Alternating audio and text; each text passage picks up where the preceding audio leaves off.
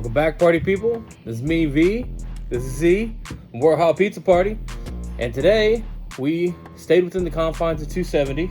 And we went to a north side Worthington place that's been around since 2012. Yep. Rumored to be the first, or maybe one of the first, actual coal-fired ovens in the state of Ohio. And that place, Natalie's Pizza. Shout out to in Natalie. Worthington. Natalie's Pizza is located at 5601 North High Street up in Worthington, Ohio. It's a small little place, but they have another place in Grandview that's a little bigger, and they have like concerts and stuff there. Yep. Same pizza. We went to the original Worthington one. The original one had a nice stage. They were big on music and stuff like that. And basically, when they branched out to Grandview, they have a bigger stage now. Yeah. So they again are a coal-fired pizza. So it's kind of like a wood-fired Neapolitan style.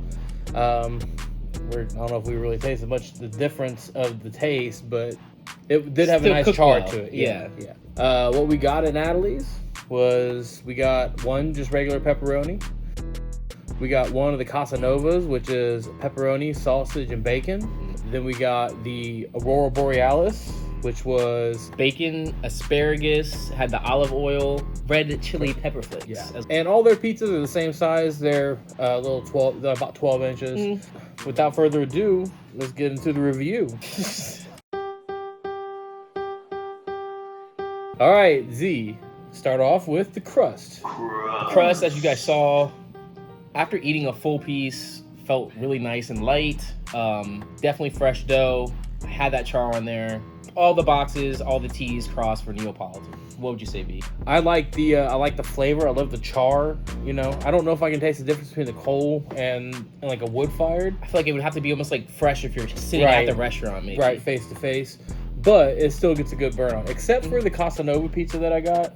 The middle part of the crust didn't quite hold up. It was very sloppy in the middle. I think it was just because there was too much meat on it. Maybe a pizza like that might be a little too much if you want something that's going to be a little sturdy. I was going to say, if you go 3 or more toppings, 3 probably at that, I would probably get it well done just so you know it's going to be able to hold up, because it's not if you don't get it well. Because the other pizzas cook pretty well. You can hold them up and they had a pretty good cook on them. Yeah. So, so I mean, little complaints, a little bit of inconsistency.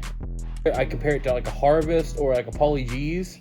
And I feel like for me, it's not quite as good as those, because I think they flavor it but it's up there. I mean, it's definitely good. I will say as well, and I think that's us just, kind of like nitpicking, like they're all really good in their own right. So that leads to the toppings. Z, what do you think about the toppings? The toppings all hit well, I thought. The Italian sausage on yours was very, very flavorful. The bacon on mine, honestly, with the asparagus, I don't know if I've ever had asparagus on pizza anywhere else. So kudos to you, Natalie, for being able to have that. I thought it was pretty good. It was really good. I mean, you got devoted V right here on. Yeah, I don't enjoying branch the asparagus. I don't branch off very much, but I enjoyed it. Yeah. What would you say? I like the Casanova. All the flavors of the toppings were like good. Like the pepperonis are real flavorful. The sausage was but again, at a place like this with that style of crust, having all those toppings at once, it sacrifices the structure of the pizza. The toppings are so fresh and they're so good. I don't know if they go local or not, but I mean, they each had a good zing, a good zest, almost like a little too salty. I don't know. It kind of just stood out. That's what I like. Yeah, like it added that good, like cheesy flavor with that bite, with that chew. Kind of like what you were saying. I would rather go like 1 topping, 2 toppings, kind of like match, and just really appreciate that ingredient by itself. Well, yeah, I mean, we don't have a whole lot of negative things to say about it, and hopefully the consistency is the same between that and the Grandview one. I haven't had either. This is my first time eating both of these. So I've been to Natalie's a couple times, and it always pretty much comes like this. Yeah. Overall, O.P.P score, I think we're going to go with an 8.5. I think that it's on par with what we have Fibonacci Pizza and Harvest. Yeah.